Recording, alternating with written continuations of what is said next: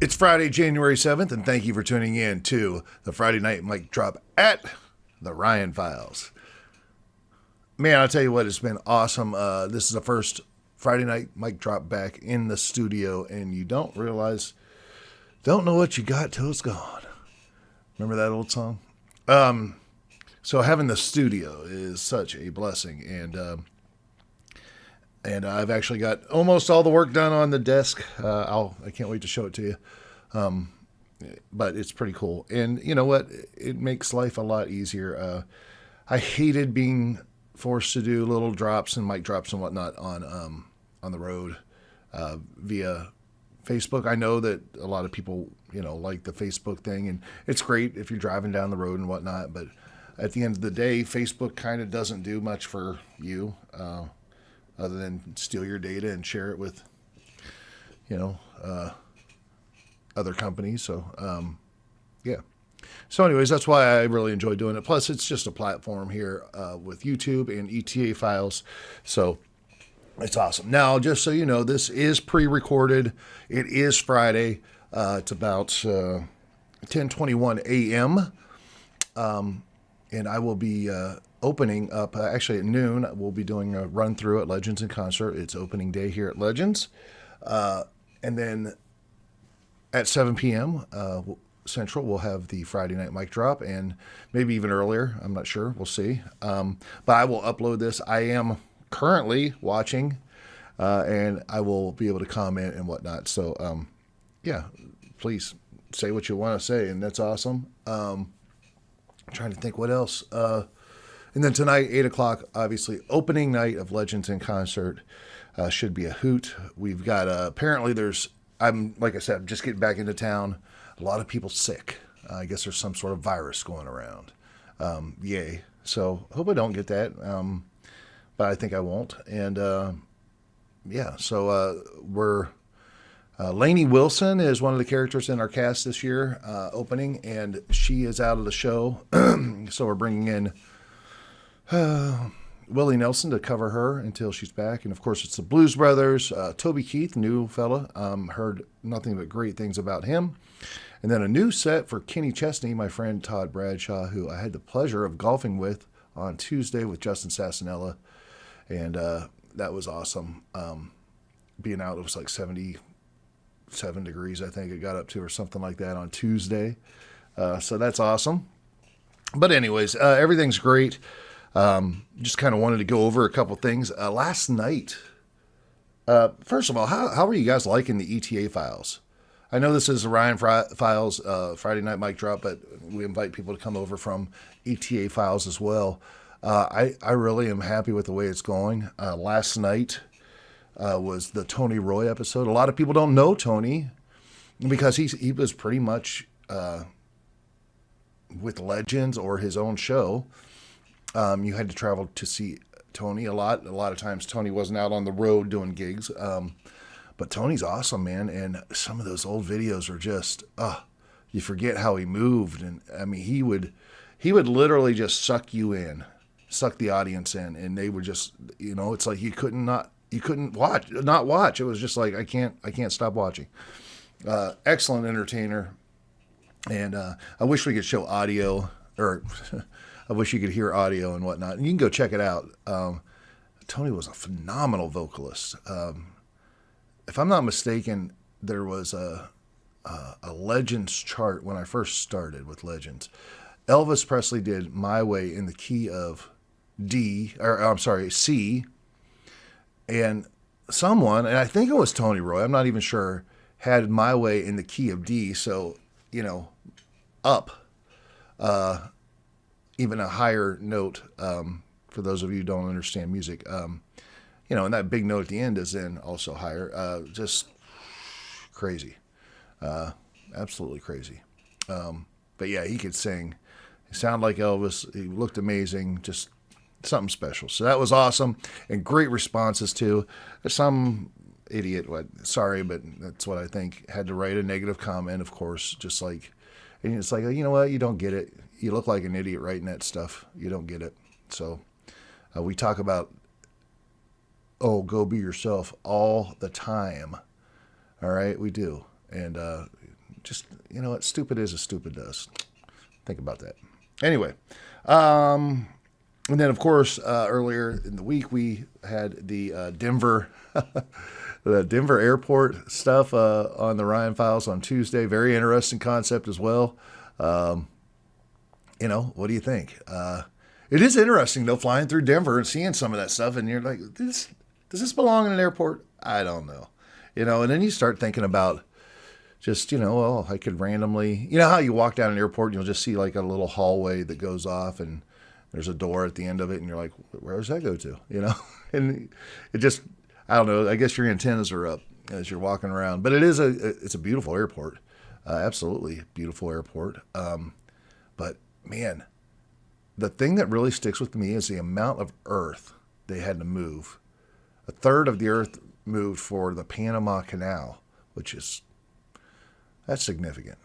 And there are some older photos and videos and whatnot where you can actually see some of those buildings that allegedly were built incorrectly and then allegedly buried. I don't know. It seems to me like there could definitely be something there. Especially, I mean, there's tunnels. We know there's long tunnels. And the tunneling technology, those machines they have are unbelievably effective. Given the fact that NORAD is just an hour away and whatnot, it would not be surprising at all if they were connected by some sort of high-speed rail system. But we don't know. So next week on the Ryan Files, we're going to be having a gentleman by the name of Dr. Tim Chafee from the Ark Encounter. I visited there in January, and I just reached out to him and said, listen, I stopped by, spent about 4 hours, loved it, would love to have someone on, from the Ark. And listen, this is not like, if you haven't been there, I don't know that you know exactly what's going on there. This is a massive, theme park size setup. I can only imagine in the summer how busy it is. I can just imagine it would be crowded and whatnot. There's a lot to do there, more than just the Ark. And the Ark I spent almost 4 hours in the Ark. So there's a lot to do there for sure. But I thought, this big, huge corporate business thing, they're not going to give me, they're going to give me a janitor or somebody no, they gave me the guy who literally is in charge of all the displays throughout the entire Ark, which is massive and 3 stories. And man, he's awesome. We had a great conversation. And come to find out in the interview, he is an author too. And he's a doctor. Part of his thesis to become a doctor was about the Nephilim, and we talk about the Nephilim here on the Ryan Files. And so, using all that work, he went into, wrote a book. Basically, it's called "Fallen: The Sons of God and the Nephilim," about 500-page book. Got into it. It's one of those books that is it's not like small print or anything. It's one of those books that I like to read because not a lot of speculation or my thought and opinion coming from the author on it. It's kind of like, Joe Friday, Dragnet, just a facts, ma'am. just the facts. And that's awesome. And he described it as a 500-word page Bible study on the topic, which is very interesting. But I hope to be able to hear from him and have him back on to discuss his book. Like I said, I'm already into it, reading it, and very fascinating stuff along the same subject, because I want to get some thoughts and opinions on this stuff. The Nephilim, it's a very interesting topic, and until you understand the width and breadth of the topic, you don't realize how much it's impacting you and me today, in the world today, and how it has really impacted mankind throughout history. So we're going to connect all those dots. There's another gentleman, Ryan Pitterson, who's also an author. I'm reaching out to him, trying to get him on. And then the topic that does kind of blend in with this is the topic of giants. There are skeletons of giants everywhere, all over the world, and a lot of them have been hidden. And of course, the internet has been scrubbed of this stuff, and if you ask certain things or type in questions or whatnot in Google, or if you ask AI or whatnot, they'll all fall back on those are all just conspiracies that the Smithsonian Institute comes and grabs up the bones of the giants and hides them away, and then they're lost. But I don't know that that's necessarily the truth. So I'm trying to get on a gentleman that I've listened to many times over the years, Dr. Judd Burton, who is kind of an expert in all this. I want to get him on as well, so we can kind of connect the dots with the Nephilim, giants, all that stuff over the next couple weeks for sure. We'll have some time. Still waiting to hear back from folks in West Virginia from the Mothman Museum. There's some other people I've reached out to. I just want to get an expert on the subject, and I haven't heard back yet. And still just working on that. So got a lot of information about that, including my my jaunt out into the middle of nowhere to get into one of these World War II dynamite manufacturing facility bunkers in the middle of nowhere by myself. Wild stuff. Kind of looked like this. Inside of this.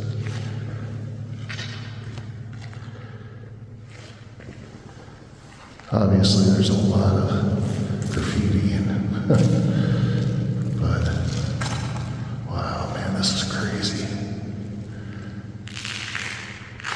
Look up. All the way to the top.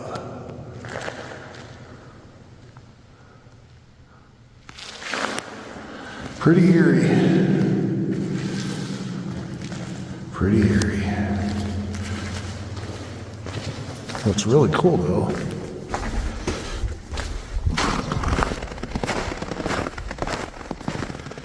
is that if you look out in the distance, all this drive back here, man, you can see there's a bunker there, there's a bunker there, a bunker. I bet you if you go down this road, you'll see even more. They're everywhere.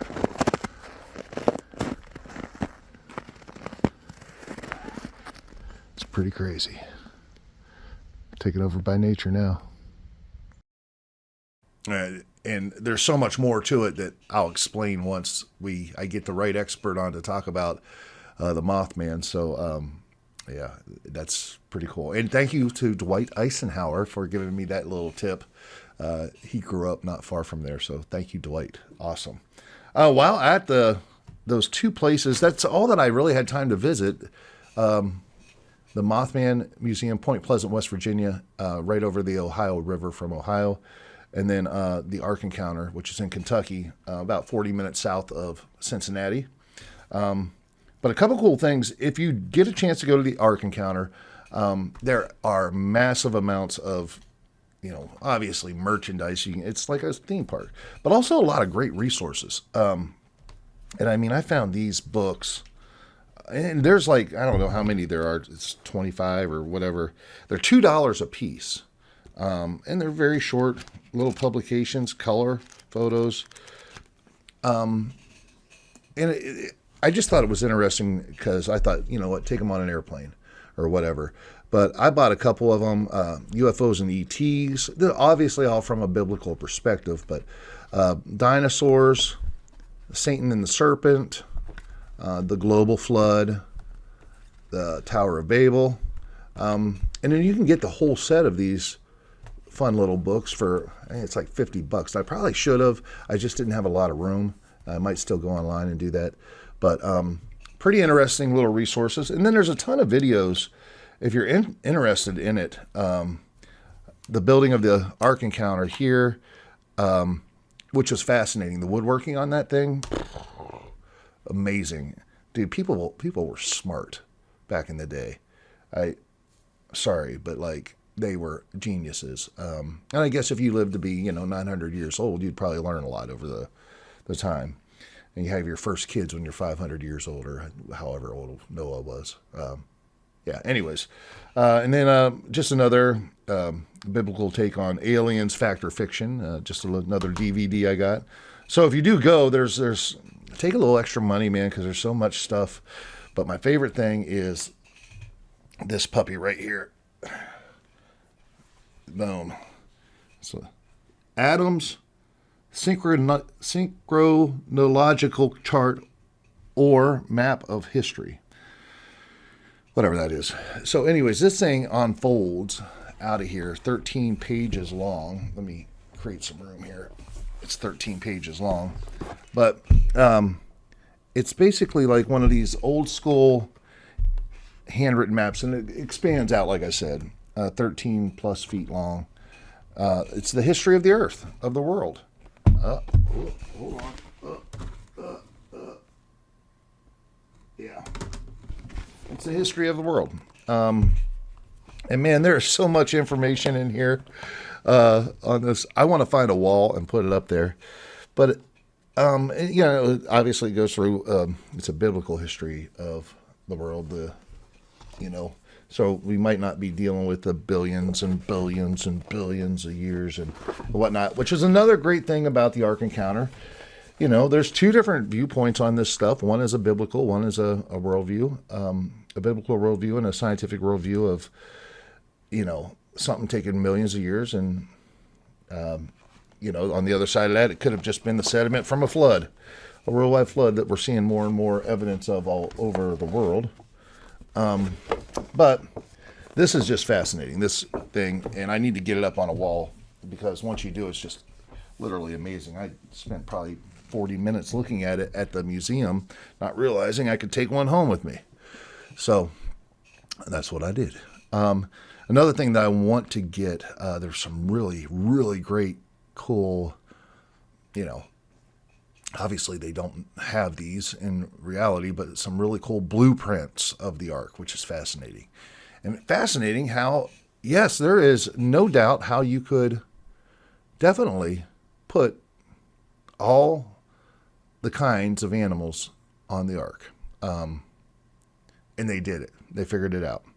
So that's just, it's remarkable, including dinosaurs, and how they came up with they call it the worst possible scenario, meaning the highest possible number without taking or cutting any corners. That's what they allocated room for, and there is enough room for that worst possible scenario. So very interesting. Moving forward, it wasn't necessarily the cheapest entry fee there for the Ark Encounter, but well worth it. On the other side of that, the Mothman Museum in Point Pleasant was $5 to get in. And there's a lot of cool information in there as well. And very nice people. Had a great time shooting all that. And, it's an interesting thing. The science behind the Silver Bridge collapse is one aspect of it that is very interesting, that really changed the way things were built and maintained all over the world. So it's significant historically and from a safety factor and engineering factor. So, that's what's cool about it. The harbinger of bad things, the Mothman, is another side of it that, we get into that other realm kind of stuff. So that was fascinating. And then, like I said, where the Mothman was first seen back in those bunkers, eerie. But something I did pick up there, it's called Map in Black, a mysterious map of North America. And this thing, I'm also going to make build a frame for it, but it's massive. It's probably the size of the monitor behind me. Yeah, at least. But this is a map of the United States with all kinds of just spooky, weird, whatever sites listed. And, you have the whole map, obviously. But then on the back, you have kind of a list. So I'll be in Pennsylvania a lot this year. So let's go check out Pennsylvania real quick. All right, let's go check out Pennsylvania, because being in Pennsylvania over the summer, once again, I've got some time where I'll be traveling this year, because Legends in Concert is having its 80 show. So let's see here. Here's some things I can check out in Pennsylvania. Let's see. Big and Little Indian Rock. The Francis Farm Petroglyphs. Indian God Rock. McKees Rocks Mound. Sugar Grove Petroglyphs. So there's all kinds of petroglyph stuff. And then there's a key here. I don't know which. There's a bunch of natural parks, I guess. I don't know what that's about. Allen's Lane, Valeroy Mansion, Betsy Ross House, Devil's Den. I don't know. What's these colors? So there's Native Lands, Sacred Geography, military government locations, aliens and UFOs, ancient America sites, cryptids, and ecology. So it has a list of all these in every state, their location and whatnot. I'm going to use that for sure to, kind of get my geek on this summer. So I'm excited about that. But anyways, that's about it. Like I said, this is videotaped a little bit earlier, but I am going to probably right now go get ready and for opening night of Legends in Concert in Branson, Missouri. If you get a chance, come on out. Love to see you. And otherwise, I'll be around a number of places throughout the year, and hope to meet up with all my amazing Ryan Files friends and ETA Files friends, and it'll be awesome. So anyways, love you guys. If you have not got an opportunity to do it yet, please tell your friends. All right. It's a big deal. Subscriptions are the currency, basically, of YouTube. You got to have them. And likes and thumbs up, too. Likes, the thumb up thing. And then underneath the video, a comment. Those all are massive towards helping the channel. So if you get a chance, do that. Share it with your friends, too. Tell them, hey, become just go and subscribe. And obviously, always check out theryanfiles.com and become an agent. So, and thank you to Logan Ramey, who is the most recent agent of the Ryan Files. You rock, buddy.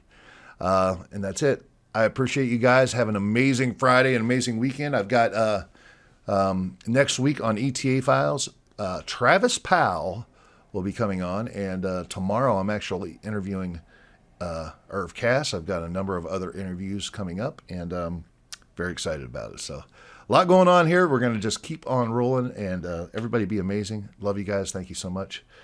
Have a great night. Cheers.